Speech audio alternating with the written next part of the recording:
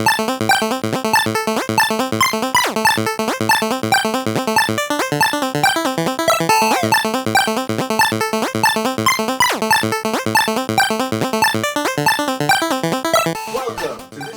of the Relly and Relly podcast. I'm Relly. And I'm Relly, and today we are talking about the end of Oak Street.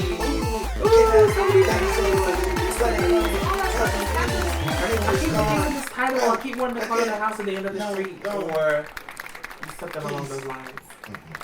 Yeah. So yes, you guys. Today we are talking about the end of Oak Street. It is a new movie, of course, that recently came out. One day I'm going to stop saying that, but today is not that day. Today is not that I'm going to see what kind of synopsis I can give you guys. Because this is going to be one of those reviews where we do spoiler free at the top.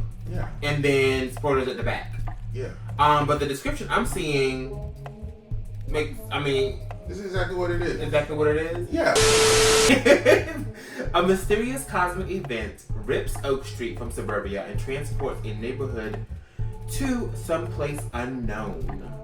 The Platt family soon realizes or discovers that their very survival depends on sticking together as they navigate their now unrecognizable surroundings. Actually, that's not so bad. It's not. It's not so bad. It's not so bad. I was on the edge because Google sometimes. I was on the edge too. Be either giving you too much I'm or on giving you wrong the edge. Can't afford it. Okay. As you may know or may not know, we break our movies down into 4 categories. We're going to put those 4 categories in our spoiler-free section, and then we're going to dig a little deeper into those later on in the video. Yeah. So our 4 categories are story, acting and dialogue, cinematography, and sound design. So yes, let's go ahead and start with this story, y'all. I'm going to get myself together and be somebody like I once was. Yeah. Oh, so another great thing, when we went to go see this film, we went to see this in 4D. Oh, yes. That's such a huge part of this, so too. This review will have our experience, but also colored by the 40X experience specifically. That's true. Which I personally think enhanced the viewing of this film. Absolutely. I think as is, you know what I think about the film, but I do think that if you can find a 40X theater nearby and you've never done it, or even if you've done 40X in the past, you absolutely should. I've only been one time, and that was to see A Quiet Place. Terrifying experience. And this was Deli's first time. Yeah, this was my first time doing a theatrical 4DX experience. Yeah. I've been to amusement parks, Disney World, Universal that has 4DX experiences. Yeah. But those aren't theatrical movies. Yeah. But yeah, so this was my first time doing that. I don't know how I missed or forgot that. But it does help to see it in 40X. Absolutely. I think because I went back and did my notes and I just stripped the 40X from it. Yeah. And just went to the movie directly. Yeah. But yeah. So yeah, if you can see the 40X, it's very entertaining. Yeah. We'll have some in the spoiler section. We'll even have some clips of I got a couple of clips of a little shaky, a little rumbly. But yeah. So for this story, giving you a brief synopsis, right? When I go into it, I thought it was pretty successful. I think it was a good overall. I don't know if you really know when it takes place, so I won't say. But it's not really. We find out it's not really a modern story. It's not something that's happening in 2026. Right. And there was one thing in particular that really kind of threw me on that. I guess we'll get into that a little bit later. Yeah. Because it looks like it could be 2026. It looks like it can be a different time. It's kind of hard to pinpoint the time. It looks like it could be an alternate universe. Yeah.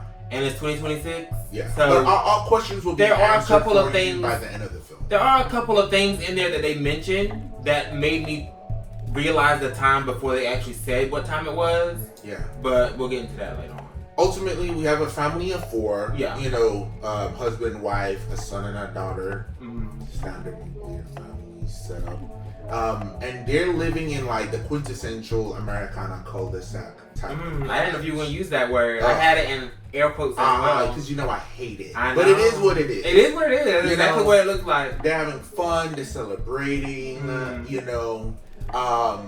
And we see like the neighborhood antics, and we kind of get everybody has like their own quick little close-ups at the beginning of the film, so we can understand like their family dynamic. We have the husband and the wife, the who are really struggling to kind of stick together. Right. It kind of reminded me of the pilot of From, right? It's kind of like that dynamic. Yeah. Husband and wife. Yeah. They got their own struggles. They're kind of keeping from the kids, but also kind of not really. Right. When you look a little bit closer. For sure. We have a strong dynamic of like, we have the very strong, powerful mom who's a bit more like sturdy, Mother Bear. Mother Bear energy. We have like the young teen, kind of ne'er-do-well son, looking to break out, thinking about girls. And then we have like kind of like the big sister, kind of a shit stirrer, not really. Yeah, but really worried about. She's high anxiety. That's what I was saying. Yeah. She's high anxiety. Yeah. So she's the one who like questions a lot. So it's not shit stirring. She questions a lot of like, what's going on? What's this? And she's like excitable energy. Right. And I think as the story flows, we kind of see them develop. There was some good twists and turns that were not expected. We went to see this in South Lake, here in Atlanta, and very audible audience, for better, for worse. It was really good till it wasn't, but it was really good. We had like a good like community watch, I want to say, and the entire theater erupted in like certain moments of this film. That was really good. I think that because it wasn't what I thought it was going to be, and again we'll get into it in the spoiler section of like what's causing this, why did this happen, where they're going, where they went. Yeah, I honestly would give this I feel like a 9. I give it a 9 just because I feel like it's done. I feel like I can like pull references of like, this reminds me sort of like this. Okay. This is kind of like that. But it's not exactly. Yeah. I think a 9 is a really good score for what this is. Okay. And they managed to surprise me at different turns, not just one big twist, but they surprised me with a couple of things, big and small. Yeah. Okay. I mean, there was some surprises for me as well. Yeah, it seems to be a big thing online. We'll get it again later, where people were not expecting what this was to be what it was. Yeah. But we'll dig a little deeper. For the story, well, before I get mine. Oh shit! Now.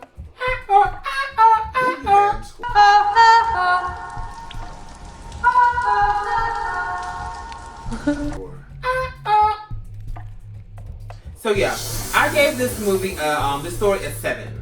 Oh shit! Which I don't know if it's being generous or not being like lower than it should be. Because the story itself is super simple. It's a very simple, it's like bare bones story. But where the movie excels is the execution.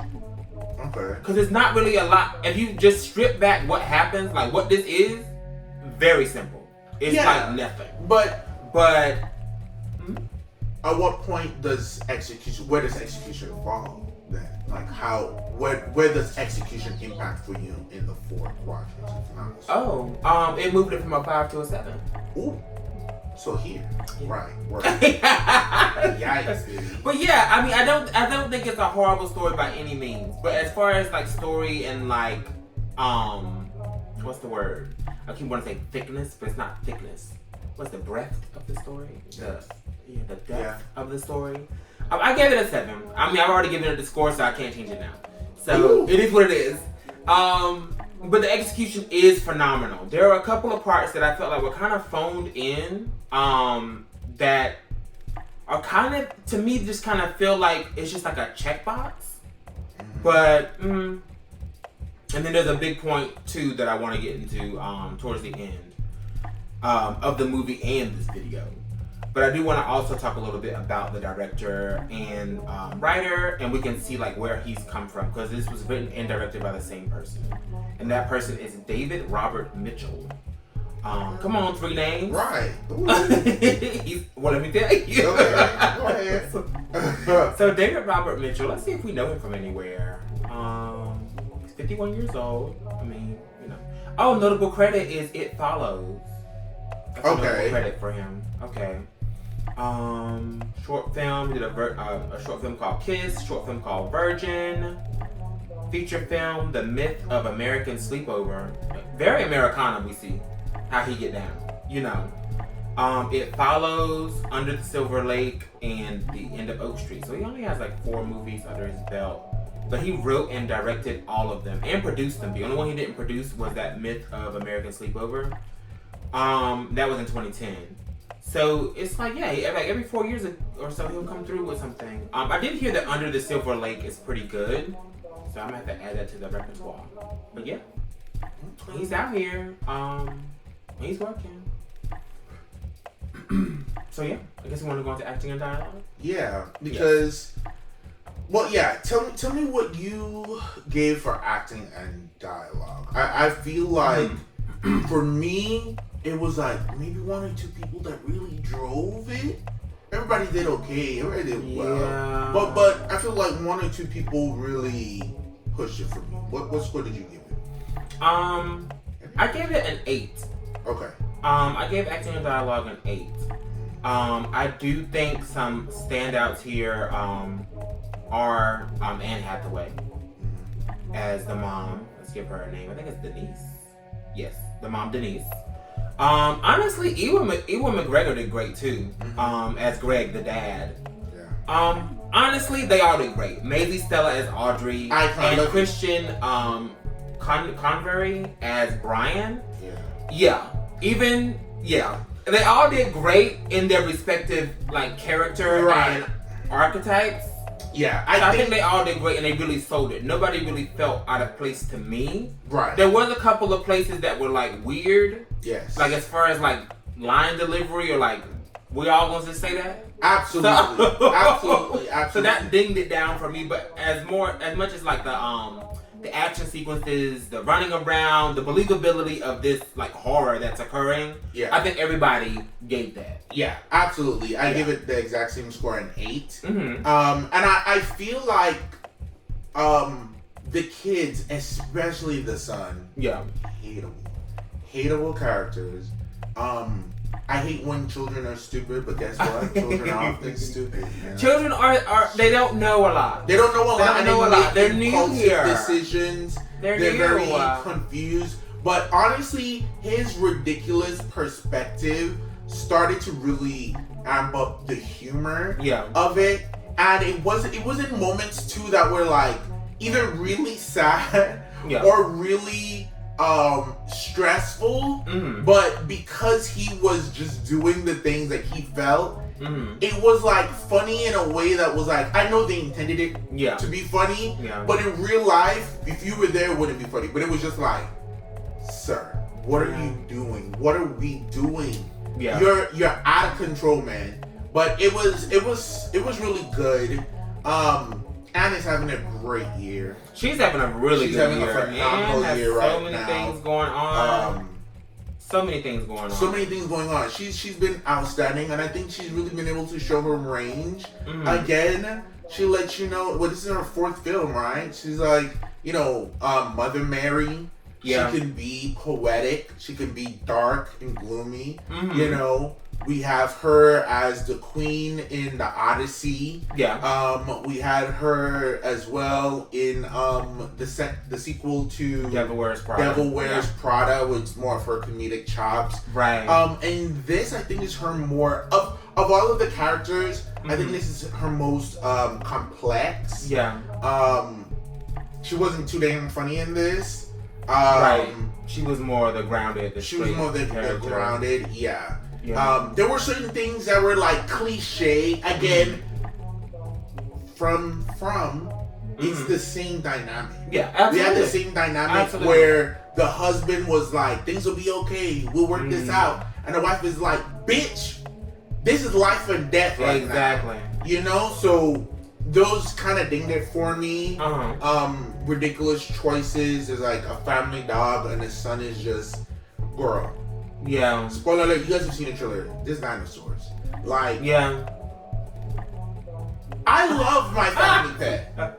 I love Pancho. Maybe when I was a kid, you would have made. If I was there, I would have made some of the choices to save Pancho. Pancho literally saved my life. Yeah. I got lost, trapped in a small little area, surrounded by mango trees and termites and bugs, and he literally came and found me and Omari and guided us out of there. Right. So maybe. Right? But me as a 34-year-old man, I'm like, girl, you gotta calm down, man. You have got to calm down in some of these decisions. But Anne came to work. Papa was great too. They had a really great moment. Honestly, everybody had their moment to shine. Everybody did. That's why I was like, you know what? I was gonna ding like a particular character or maybe two of them. But I'm like, you know what? In your own respective field, you are who you are, and you were doing what you were doing. Yeah. But I think that did cause some dings on the story for me, because like you said, they are like kind of cliche archetypes. Absolutely, I don't understand that. Yeah. The most interesting character of the family is actually the daughter to me. Yes. Because she name drops early on Carl Sagan, and that just lets you know exactly who she is, what she's about. She was talking about she wanted to go to college, but she wasn't sure they weren't gonna be able to afford it, but she wanted to go to a specific college for a specific program. So automatically like, okay, this girl has, some things going on here, and she's the mind of the family. Yeah. Also, Anne Hathaway has another movie coming this year called Verity. Oh, she does. She's in Verity, yeah. Which is an adaptation of at least 5 films. I don't know if she got something else after that, but that's another adaptation of a Colleen Hoover book, which is supposed to be one of the more approachable books by Colleen Hoover. One of the better books. Let's just call it spade a spade. Yeah, it's supposed to be one of the better books by Colleen Hoover, because I feel like she's kind of found her niche in this like romantic something or another, and I feel like Verity might be more of a mystery aspect. So yeah. So I'm interested to see that. I think Dakota Johnson's in that as well.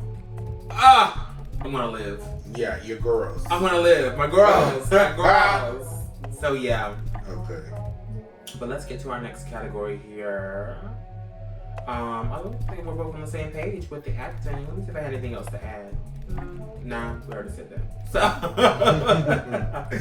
for cinematography, I gave this a 9.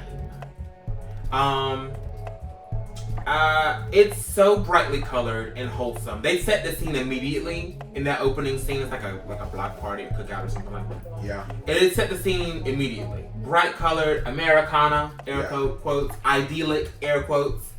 It's just really bright. They do a lot of great creature feature angles. Absolutely. There's certain angles and certain shots you should do when you have these types of things interacting with people. Yeah. And they nailed them.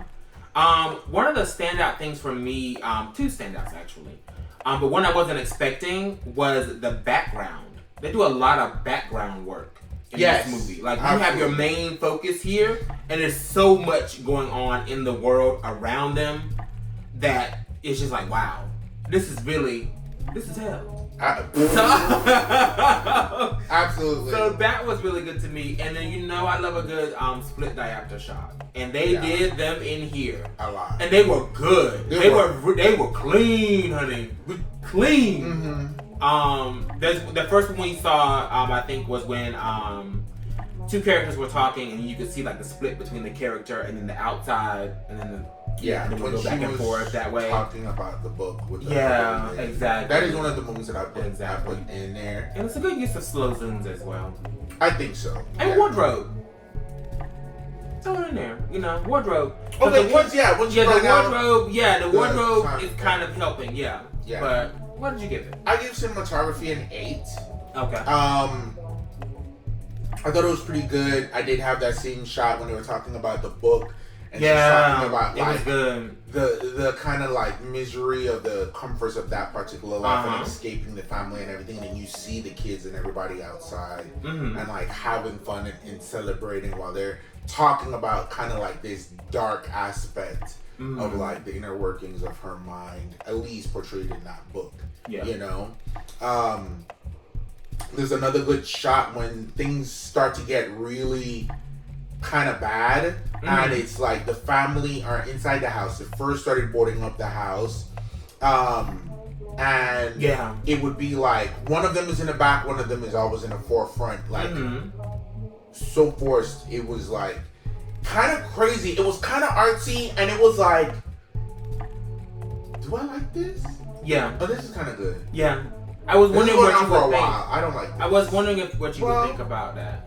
Okay, I loop around. Yeah. It was like that thing where it's like it looped around enough to where it came back around, and I was like, okay, this was actually good. For sure. I think that the creatures and the dinosaurs were pretty good. Liberties, of course, taken. You know, in 2026, there's different commentary on like the external makeup of certain dinosaurs. Did they have feathers? Didn't they? And stuff like that. Like fur, like hair, like, you know. So they, you know, made some upgrades to certain things that were in there. I think that the designs were good. In the 40X, it's not like IMAX, actually. I'm like, how much of this is the medium with which we're viewing it, and how much of it is how you guys produced it? Right. But I thought it was fairly good.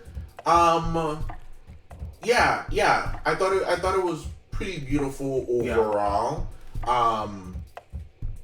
Nothing like groundbreaking or stellar. It wasn't like looking at dragons for the first time in Game of Thrones or like, you know, the dinosaurs, in like any of the Jurassic movies per se. But I thought it was pretty successful.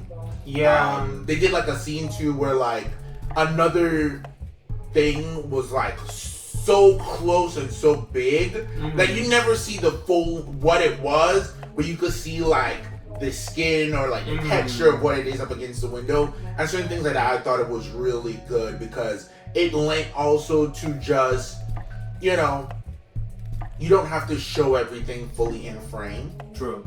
Everything fully in the frame, and sometimes doing that, cropping things out makes it more terrifying. And then you can see some of the detail work that they put into whatever that creature was. I know what it is. We'll talk about it later. But pretty good. Yeah. Okay, very good. I also think they had some really good. I also think they had some really good jump scares that I'll add to the cinematography. Of course, as well, the 40X seating enhanced that shit times for sure. Million. For sure. But I thought it was pretty good. Yes. I agree. Now, I think... Did I get my score for that? Yeah. I said an 8. Got you. But I do want to talk about the cinematographer. Oh. So, the cinematographer here is Mike Geolakis? Maybe. Geolakis. I had to get it with that. Maybe that's part of the fun. Mike Geolakis is the cinematographer here, and he has quite the resume. He's worked with this director, David Robert Mitchell, M. Night Shyamalan, and Jordan Peele. Ooh. His resume is long. He's done Bad Fever, John Dies at the End, It Follows, Split, Under the Silver Lake, which we mentioned before, Glass, Us, Old, The Eyes of Tammy Faye, The End of Oak Street, obviously. Yeah, he's done some television as well, Servant. So yeah, he's all up and through. Shout out to him. But yeah, Savage Line. Now, sound design I think was pretty great. Okay. The sound design and the score was primarily done by someone we literally just talked about. What? Michael Giacchino. Oh, I thought that name looked familiar. Mm-hmm. His name was already highlighted. He did Spider-Man Brand New Day. Oh, wow. A big deal. And a favorite over there at Disney. Yeah. Working on Zootopia 2, Thunderbolts, Fantastic Four, Inside Out, pretty much everything that they've done. Oh, wow. He worked on Alias, Lost, 6 Degrees, Fringe, Jurassic World, and he also works on a lot of video games like The Incredibles, Medal of Honor, the Up video games, and he works also with the Disney at the parks and did the sound attractions at Space Mountain, for instance, the Ratatouille, Inside Out, and the Zootopia attractions at the Shanghai Disneyland and Disney's Animal Kingdom. He said he got in good with Disney. Absolutely. That's how you do it. Papa said, honestly, I live here. Living it. I go here. I work here. That's so how we do it. We got to tailor 2 Michaels, one in cinematography, one in music design. Yeah. And I think that this was one of the highest scores for me. I didn't give it a 9 just because I couldn't identify like an original something. Okay. But what I will say, it was very Warner Brothers-esque. The score is beautiful. It was. It felt like an older, like an 80s, 90s adventure something. I like Jurassic Park or Jurassic E.T. Park, Home Alone. It felt like a Spielberg E.T. almost. Yeah. Very much that as well, yeah. I think it was beautifully done. There was some good needle drops, of course, in there as well. Absolutely. And there is like an original motion picture soundtrack that is done. It runs like just over an hour and like 8 minutes.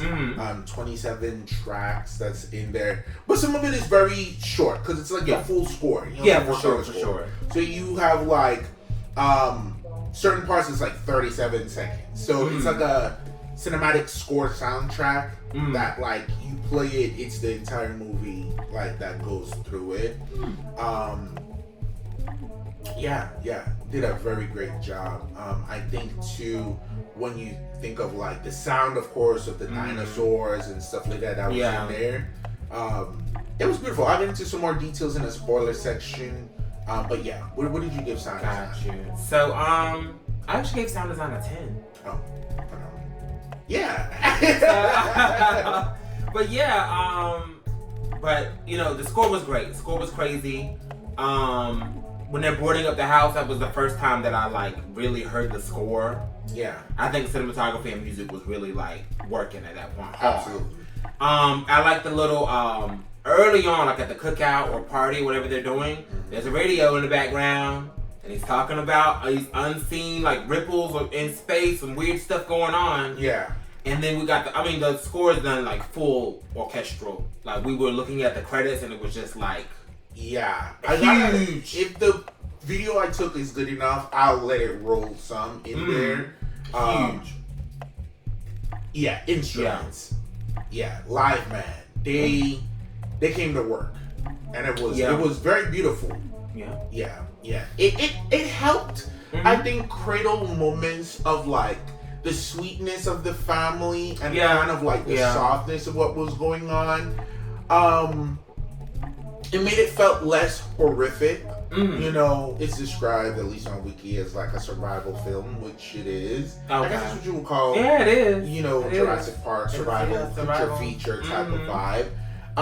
But there are those moments where like there's like sweet tender moments. I'll say they have like pizza. There's like a pizza dinner before shit really kicks off. Yeah. And it's like that night, and they're sitting around the table. You could see kind of like the mom who was basically at the end of her rope and wanting to like exit, but then having this moment with her family, really kind of like softening herself and just being like, what's that TikTok thing? I like this little life. I think I like this little life. That's what it was. And you can see her, and like the music is going, and it's like, this may not be as terrifying of a film as we think. Yeah. You have some moments, some sweet moments like that, and it does really feel like, this could just be, terrifying in certain facts, but nobody's gonna get hurt. But I think it was very successful in that regard, in like soothing moments, raising like the tension in other moments, disarming me and being like, okay, maybe this will just be and then here comes this fucking big dinosaur stomping through. So the dinosaur. Syphilis. The dinosaur. You're gonna have fun editing this. I'm sure I will. Okay. So your overall score? My overall score is an 8.5. Oh, same. 8.5. After all that rigmarole, he gets slapped around the room over my score on the story. I love that we came to a consensus and gave this movie an 8.5. As you can see, I'm about to let loose because the spoilers are coming. Oh, I'm about to get ready to be myself. Ooh! None of this nicey, he said, she said bullshit. Damn! You're ridiculous. I'm done. But yeah, we're all gonna get to our spoiler section, so we do want to give you guys this moment to evacuate the premises.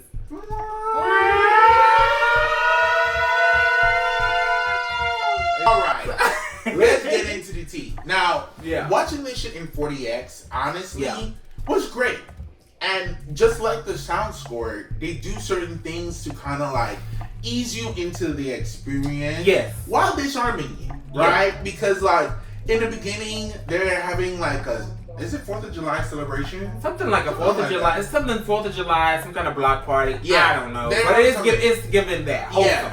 And they're Family like affair. doing sack races, and like your seat starts like moving as Oh, they yeah. jump. I'm like, oh, that's so cute. That was very cool. This just like a cute little moment. They're riding the bikes and like the chair is going. Yeah. Let me tell you, by the end of it, my big ass needed a fucking seatbelt. They was slunging us all around. Crazy. It was phenomenal. Yeah, it was really good. It was phenomenal. Mm-hmm. Yeah, there are certain things that like we talked about. It was very reminiscent of From, just their dynamic Yeah, for of sure, how for things sure. were going to go. Yeah. And like how their family setup was.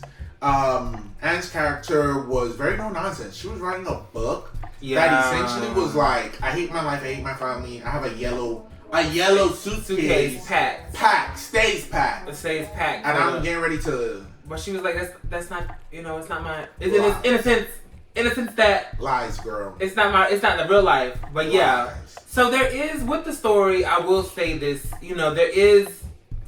There's a simple concept of what's happening. But there is some underneath that where a little bit like just kind of addressing like family secrets. Yeah. And ulterior motives and being honest. Yeah. Cause it's not like secret. It's like, oh, we have a long lost, like crazy something like that. It's really like things you're just not telling. It's like they're big things, but they're not like when you hear family secrets, you think of something. I think of something like huge and dramatic, earth shattering, which these are for that family. But it's Okay, yeah, but okay. So we're watching the film, right? Yeah. And we already see the husband and wife. They have to pull away to have this big fight. I'm not calling by their names. Denise and Greg. Oh, okay. Greg Platt. Denise Patty, and boom, Patty. All right. So,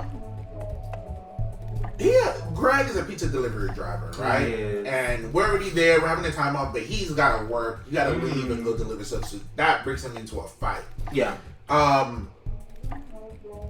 This motherfucker been lost his job. Yeah. We found out last month, 3 months ago? Something like that. Yeah. Let me tell you. Yeah. But she thought he was just picking up like side jobs. And like, as well as having his full job. Right. But no, he was just doing the pizza delivery like inside job and get money. Still working, trying to like find a job.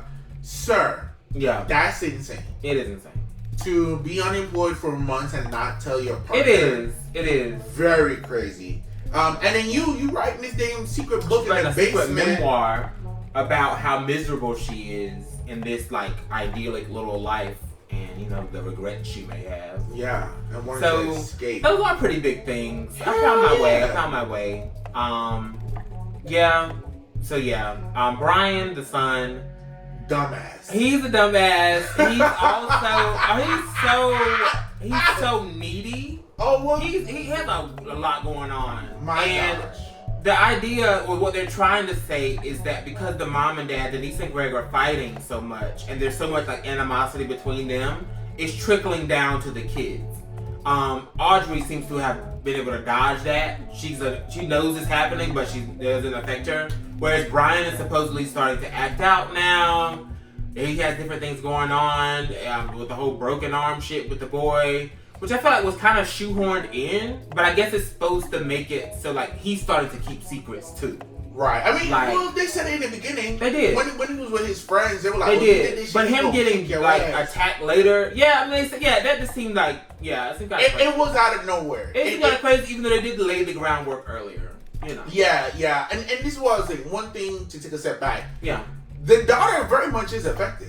Oh. She is isolating herself. That's Her true. sexuality That's is a true. secret. That's Secret true. lesbian. That is true. That was crazy, but it was great. That is true, and it was done tastefully. It was untastefully. Yeah. Because like there's no explanation. That's true. Everybody has But secrets. it also, she is hyper vigilant. She the entire time was just like, what are you gonna do? Like, how are you going outside? What is this? What about these people? What are we gonna do? And they're just like, are you trying to freak out your fucking little brother? Yeah. You gotta calm down. You know he already what he is. You gotta calm down. But then she was just like, oh no, I saw something. There was something over there in the grass. And it was like, what? Big, like, oh, you think an elephant escaped the zoo? Like, it was not an elephant. There was something, and she's like pulling him through the room, trying to catch it. See the ass end of a damn stegosaurus. Yeah. And he was like, oh. Yeah, see, I was telling you it was something over there. So it's that thing so where I like that then. her hypervigilance also makes her someone that they just don't necessarily believe because she's a warrior woman. You know what I mean? Yeah. Now, are the dinosaurs a manifestation of these family secrets? They're just so huge and lurking, destroying us all? Oh. I played around with it a little bit. Oh, shit. I didn't go that I played it around a little bit. I'm like, let's do something with this. Hell. Let's make this something. Hell. Old, I mean, prehistoric. Yeah. Oh, damn, well. Tale as old as time. Well, you've heard it here first, folks. Thank you, guys. Thank you so much. That is crazy. You know, I played around with it. Like, what's going on here? I like that. Now, destroying the whole street. You said something else that I wanted to touch on, but I want to go back on the sister first. Yeah. Yeah. The biggest thing I think that came from the little brother being attacked. Yeah. As like out of nowhere it was like at first I was just like, bitch, really in the apocalypse? That's what I was thinking too. But at the same time, I had to like think about me as a kid, right? We're assuming their parents are dead. Yeah. Right, the two boys. Yeah, because they are looking for her. They're like, looking she's gonna come back. Right? Yeah, it's giving single parent household. Yeah. And it's also giving like, oh, she's gonna come back. We're gonna find her. If I'm stuck in a dinosaur apocalypse with my brother, whose arm is broken, my mom is missing, and I run into the bitch who broke my brother's arm, and at this point, like I put in my notes, this seems like a hopeless situation. Are they gonna get out? I don't know, and I really don't think so. Yeah. So I catch the bitch who did this shit. Man, fuck that shit. What's the consequence? Yeah. What's the consequences? A dinosaur might eat me. I might as well beat the bitch up who just did this to my brother. And it was crazy. And you know, I had a moment like this as a kid where, embarrassingly enough, it was in reverse. I didn't have a broken arm, but like we were playing on, our school had like a field, but then we had like the big parking lot that we would play in. It was a basketball hoop. Okay. And we were out there playing, and some guy was running. He knocked me down. Pretty sure it was an accident. But first thing in the morning, scuffed up, palm of my hands. I could remember to grab him with my hands, and that shit hurt. Oh. Nico jumped on that boy. I mean, Nico stayed fighting. We stayed fighting growing up. But that motherfucker knocked me down, and Nico jumped on it. And was whooping his ass. And he was older than us, I believe. And he was like, you pushed on my brother, and he started beating him. And I was like, nigga, it was a mistake. Stop. He's like, what? I like, it was an accident. He was like, oh. And was it an accident? It was. I thought so. And then Nico was like, why you ain't sit that day? And they throw him down. Oh. I was like, oh. Ooh. Yikes. So it honestly, watching that shit took me back there. I was like, damn. And that was one thing, you know, no matter how we fought, there was lines where it was like, just don't touch my brother. Yeah. Don't touch my brother, you will get handled. So yeah, it was very that, except it was my younger brother who was just bigger than me. Yeah. But I could understand it. It definitely felt like, girl, we don't have the time for this. Yeah. But it also was like, I think used to underscore the sense of hopelessness that they were in, and they really kind of just whoever that little brother was too, he was acting, man. He was with a acting. broken arm. That's why, he was. It was tragic. He was very good on that. This isn't really like a spoiler or anything, but I did think I have him in this section that the dinosaur effects were really good, and I think the difference between this and something like a Jurassic Park is that these dinosaurs are not the stars. they're not the focus. Right. I think they are so like othered. This is something that's happening to us rather it being like the big like moment. True.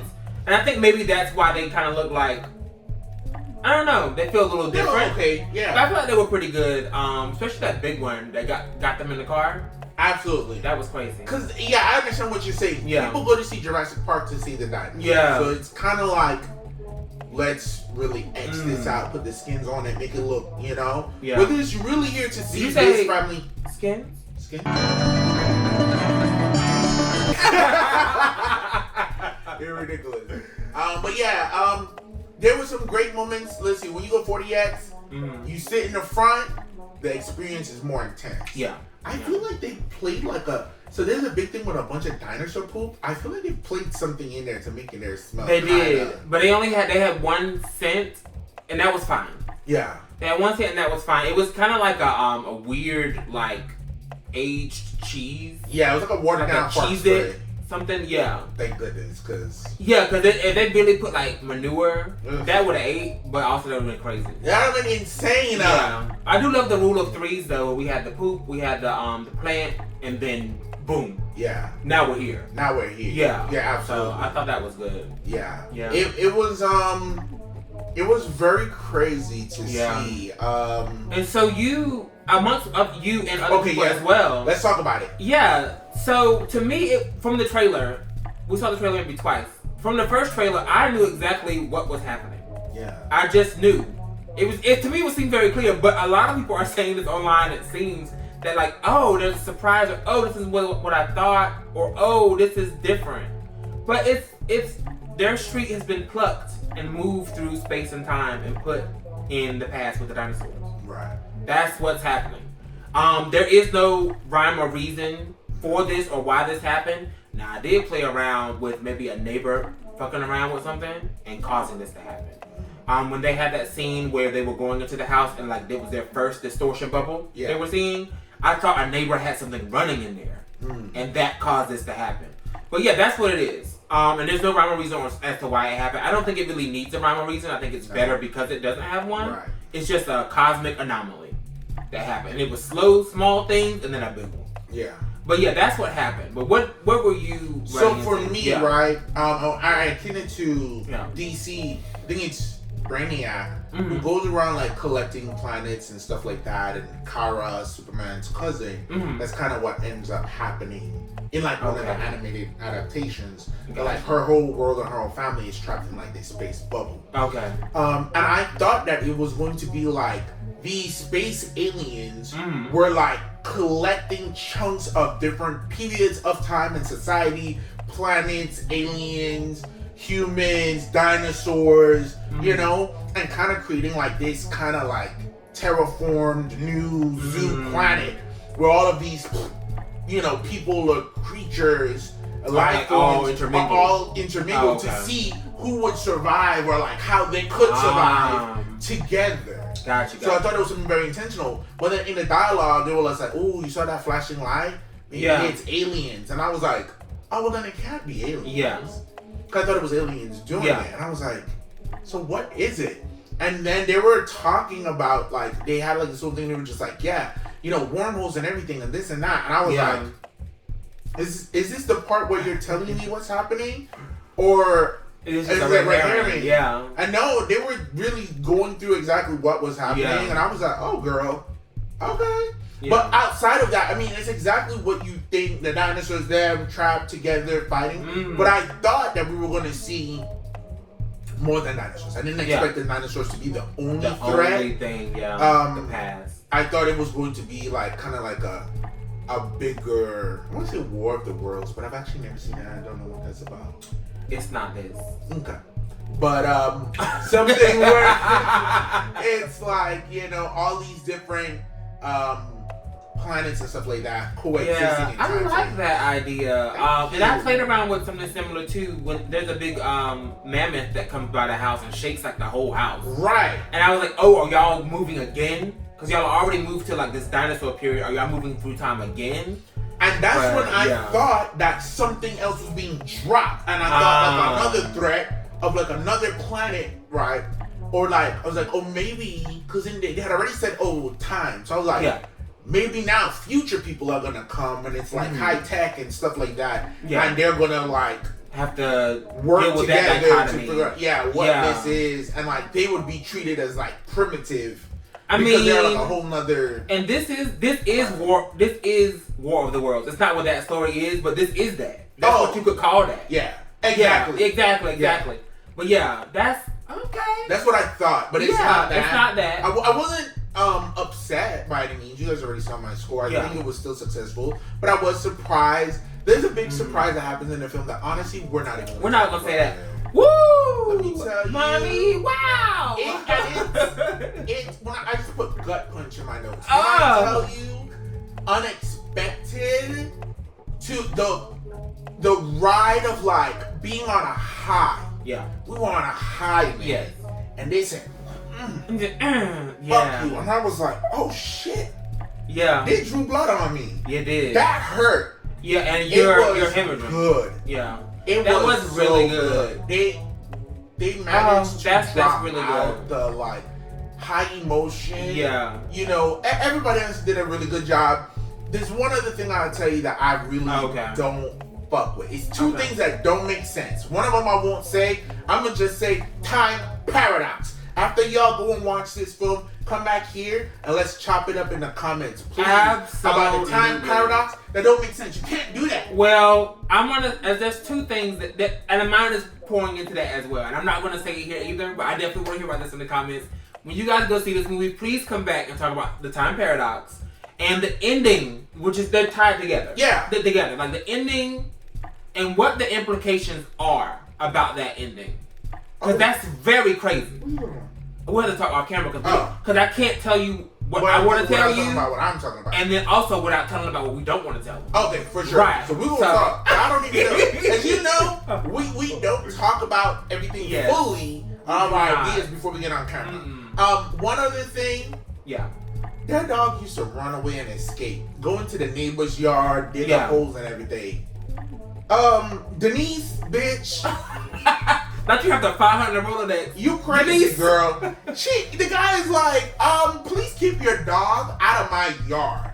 And she's just like, fuck you, yeah, I'll figure it out or whatever. He like, listen, if I see your dog again, I'm gonna shoot it. Because he didn't have to take it there.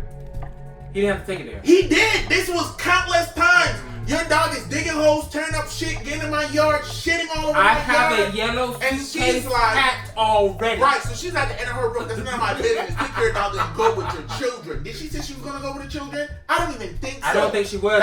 It was given mother. that she was going to just flee. And she was just like, my husband might be too much of a pussy ass bitch to say this, but if you ever point a gun at my dog, I'm going to wear you out like a pair of Levi's, bitch. And I'm going to burn your fucking house I'm going to burn your house down, and I'm going to fucking roast you in there, and I'm going to eat you. I'm going to cannibalize you. Oof. And I was like, Denise, first of all, fuck you and your dog, Denise.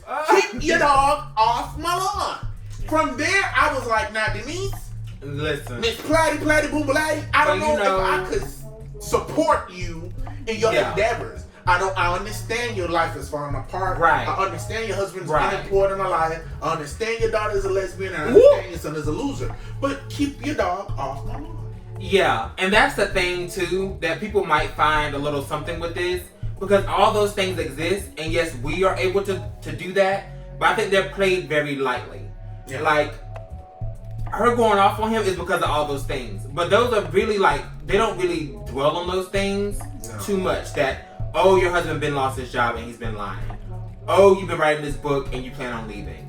Your daughter's a lesbian. Big problem. You can say it we good. Yeah. Big problem. And your son is, because the whole thing is that the fighting with the parents is trickling throughout the entire family and maybe even throughout the entire street. That's, I think, the metaphor they're trying to go for. But is there enough addressed with each issue to really be like, oh wow, so your son really is cutting up because of all this, or oh wow, you really did just go off on your neighbor because it's so fast paced. This is a very short movie. It is. Actually. It's very short, and you gotta hurry up and get through here and get to the stuff. Yeah. But that's all I gotta say. honestly. Yeah. But thank you guys Thank so you much so for joining much. us here today on another episode of Relly and Relly Talk About. We delve into the end of Oak Street. Please make sure you check out our Friday video that we just dropped. Another save for the pod. Save for the pod. How we view it, what we got into, what we've been watching, and kind of how we pick the shows that we watch, the movies that we watch, and the impact it's had on us. Yeah. It's a very big discussion, long discussion on a lot of different things. And we're working to be more on camera. Yeah, for guys. Thank you guys for the love and support. Thank you. On our road to 1,000 subscribers by the end of the year. 100 subscribers. Thank you so much. Like and subscribe. Bye. Bye.